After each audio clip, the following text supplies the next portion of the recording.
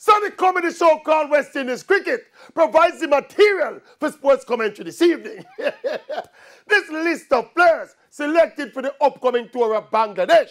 The case of opening batsman Kieron Powell, who was the leading scorer in regional Super 50 last season, wicketkeeper batsman Devon Thomas, and we're going to add opening batsman Evan Lewis, who is still out in the cold.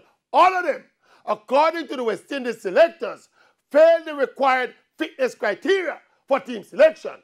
So although it's now 2021, the erudite question continues to be, how can Kieron Powell, Devon Thomas, and Evan Lewis be disqualified from playing for the West Indies on fitness grounds?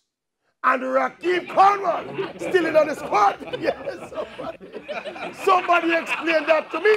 And the last time I checked, physical fitness in a professional sporting sense entails movement, flexibility, endurance, and the simple ability to run. Yes.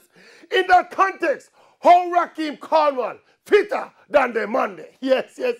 What kind of scientific formula or masterful and creative invention can be used to explain how Jimbo Cornwall passed a fitness test and these players failed it? Yes, somebody, anybody explain that to me?